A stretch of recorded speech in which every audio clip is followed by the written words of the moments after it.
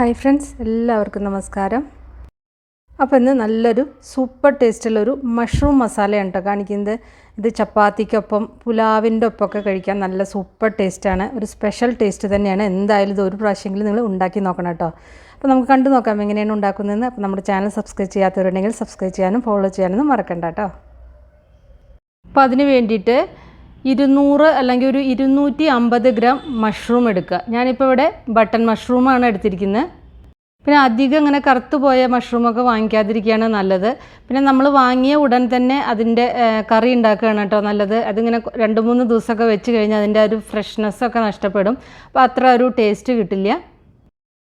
ഈ മഷ്റൂം നന്നായിട്ട് ക്ലീൻ ചെയ്യണം. ഞാൻ പൊതുവേ ചെയ്യാറ് കുറച്ച് മുറിച്ചിട്ട് കുറച്ച് മഞ്ഞൾ വെള്ളത്തിൽ ഇട്ട് വയ്ക്കും. മഞ്ഞൾ ഇട്ടിട്ടുള്ള വെള്ളത്തിൽ ഇട്ട് വെച്ചിട്ട് നന്നായിട്ട് ക്ലീൻ ചെയ്തെടുക്കും. പിന്നെ അതിൻ്റെ മീതെ ഇങ്ങനെ ചെറുതായിട്ട് വഴുവഴുപ്പ് ഉണ്ടെങ്കിൽ അത് കുറച്ച് കല്ലുപ്പ് ഇട്ടിട്ട് നന്നായിട്ട് വൃത്തിയാക്കി എടുത്താൽ മതി കേട്ടോ. അത് കല്ലുപ്പും മഷ്റൂമും ഇട്ടിട്ട് നന്നായിട്ട് കഴുകി ക്ലീൻ ചെയ്തെടുത്താൽ മതി.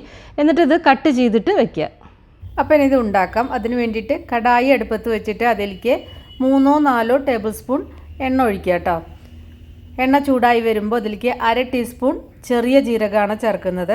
നിങ്ങൾക്ക് ജീരകത്തിൻ്റെ ഫ്ലേവർ ഇഷ്ടമില്ലെങ്കിൽ 1/4 ടീസ്പൂൺ ആയാലും മതി. ഇതിലിപ്പോൾ 1/2 ടീസ്പൂണ് ഞാൻ കറി ഉണ്ടാക്കിയതിന് ശേഷം എനിക്ക് കറക്റ്റായിട്ട് തന്നെ തോന്നിയത്. ഇതിലേക്കൊരു ബേ ലീഫ് ചേർക്കുക. അതുപോലെ തന്നെ 1.5 സവാള ചേർക്കുക. അതായത് 1.5 സവാള എന്ന് പറഞ്ഞാൽ ഒരു സവാളയും പിന്നെ 1/4 പകുതി മീഡിയം സൈസുള്ള സവാള ഉണ്ട് കേട്ടോ. അതും കൂടി എടുത്തിട്ട് നന്നായിട്ടൊന്ന് വഴറ്റുക. ഇപ്പോൾ ഇതാ സവാള നന്നായിട്ട് മൂത്ത് വന്നിട്ടുണ്ട്. ഇനി ഇതിലേക്ക് ഇഞ്ചി വെളുത്തുള്ളി പേസ്റ്റ് അല്ലെങ്കിൽ ഇഞ്ചി വെളുത്തുള്ളി ചതച്ചിട്ട് ചേർത്താലും മതി കേട്ടോ. ഒരു 3 വെളുത്തുള്ളിയും ഒരു കഷ്ണം ഇഞ്ചി, ഒരു ചെറിയ കഷ്ണം ഇഞ്ചിയും കൂടിയിട്ട് ചതച്ചെടുത്തതാണ് കേട്ടോ. ഫൈനായിട്ട് ചതക്കുക അല്ലെങ്കിൽ പേസ്റ്റ് ആയാലും മതി. 3 വെളുത്തുള്ളി മതി. ഇനി ഇതിലേക്ക് ഒരു 2 പച്ചമുളകും കൂടിയും ചേർക്കുക. ഇതെല്ലാം കൂടിയിട്ട് നന്നായിട്ടൊന്ന് വഴറ്റുക.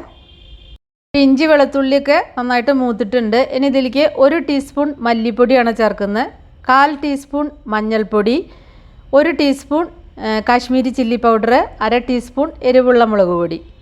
ഇതെല്ലാം കൂടി ചേർത്തിട്ട് ഒന്ന് നന്നായിട്ട് വഴറ്റുക. ആ റോ ടേസ്റ്റൊക്കെ ഒന്ന് പോകണം. ലോ ഫ്ലെയിമിൽ വെച്ചിട്ട് ചെയ്യാം കേട്ടോ. പിന്നെ ഇതിലേക്ക് ഒരു പേസ്റ്റ് ഉണ്ടാക്കണം. അതിന് വേണ്ടിയിട്ട് കുറച്ച് കാഷ്യൂ എടുക്കുക. വലിയ കാഷ്യൂ ആണെങ്കിൽ ഒരു 10 എണ്ണം മതി, ചെറുതാണെങ്കിൽ ഒരു 12 എണ്ണം എടുക്കുക കേട്ടോ. എന്നിട്ട് നല്ല തിളച്ച വെള്ളത്തിൽ ഒരു 5-10 മിനിറ്റ് ഇട്ട് വയ്ക്കുക. എന്നിട്ട് എടുത്തതാണിത് കേട്ടോ. അങ്ങനെ ആകുമ്പോൾ ഇത് പെട്ടെന്ന് അരച്ചെടുക്കാൻ പറ്റും. ഇതിലേക്ക് ഒരു 2 തക്കാളി, നല്ല പഴുത്ത 2 തക്കാളിയും കൂടിയും ചേർത്തിട്ട് നന്നായിട്ട് അരച്ചെടുക്കുക. നല്ല പേസ്റ്റ് ആക്കിയിട്ട് അരച്ചെടുക്കുക കേട്ടോ.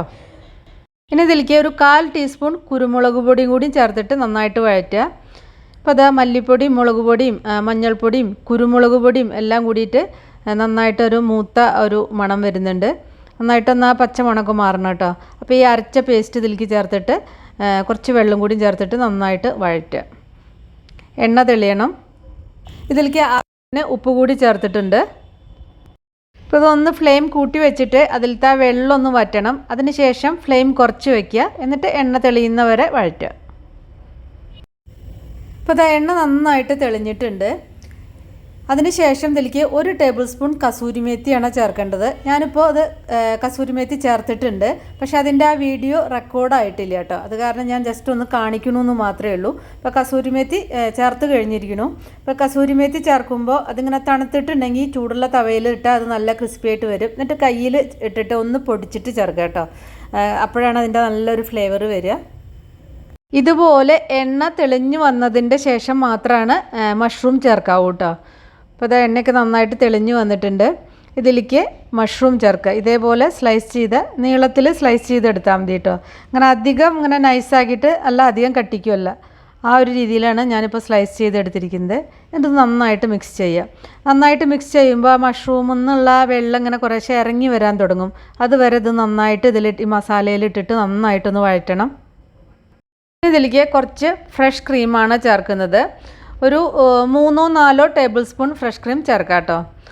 ഇതിപ്പോൾ വാങ്ങിച്ച ഫ്രഷ് ക്രീം ഇല്ലെങ്കിൽ വീട്ടിലെ പാലിൻ്റെ പാട ഉണ്ടാവില്ലേ, അത് കുറച്ച് പാലിൻ്റെ പാട ഒരു 3 സ്പൂൺ എടുത്തിട്ട് അതിൽ കുറച്ച് പാൽ ഒഴിച്ചിട്ട് മിക്സിയിലിട്ടൊന്ന് അടിച്ചിട്ട് ഇതിൽ ചേർത്താലും മതി. എന്നിട്ട് നന്നായിട്ട് മിക്സ് ചെയ്യുക. ഇനി നിങ്ങൾക്ക് ഫ്രഷ് ക്രീം ചേർക്കണ്ട എന്നുണ്ടെങ്കിൽ അണ്ടിപ്പരിപ്പ് കുറച്ച് അളവ് കൂട്ടിയിട്ട് ചേർത്താലും മതി. 10 എന്നുള്ളത് ഒരു 15 അണ്ടിപ്പരിപ്പ് ചേർത്താലും മതി. അപ്പോൾ പിന്നെ ഫ്രഷ് ക്രീം ഇല്ലെങ്കിലും കുഴപ്പമില്ല. പക്ഷേ ഇത് രണ്ടും ചേർക്കുമ്പോഴാണ് ഇതിനാ കറക്റ്റ് നല്ല പെർഫെക്റ്റ് ആയിട്ടുള്ള ടേസ്റ്റ് കിട്ടുന്നത് കേട്ടോ. അപ്പോൾ ഫ്രഷ് ക്രീമൊക്കെ ചേർത്തിട്ട് ഒന്നും കൂടി ഒന്ന് 1 മിനിറ്റ് ഒന്ന് വഴറ്റിയതിൻ്റെ ശേഷം ഇതിലേക്ക് നല്ല ചൂടുള്ള വെള്ളം ഒഴിച്ചു കൊടുക്കുക കേട്ടോ. ഒരു 1/2 കപ്പ് മുതൽ 3/4 കപ്പ് വരെ വെള്ളം ഒഴിക്കാം. കൂടുതൽ വേണമെങ്കിൽ നിങ്ങൾക്ക് അതിനനുസരിച്ച് ചേർക്കുക. വല്ലാതെ കൂടുതൽ ചേർക്കരുത്, കാരണം മഷ്റൂമിൽ തന്നെ അത്യാവശ്യത്തിന് വെള്ളമുണ്ട്. പിന്നെ അതെല്ലാം കൂടിയിട്ട് വല്ലാതെ അങ്ങനെ വാട്ടറി ആവും, അപ്പോൾ അത് അത്ര ടേസ്റ്റ് ഉണ്ടാവില്ല. കുറച്ച് കട്ടിക്കാണ് ഇതിൻ്റെ ഗ്രേവി ഉണ്ടാവുക. 5 മിനിറ്റ് ഇത് അടച്ചു വെച്ചിട്ട് ഞാൻ വേവിച്ചിട്ടുണ്ട് കേട്ടോ. അതിൻ്റെ ശേഷം ഇപ്പോൾ വെന്തിരിക്കണു.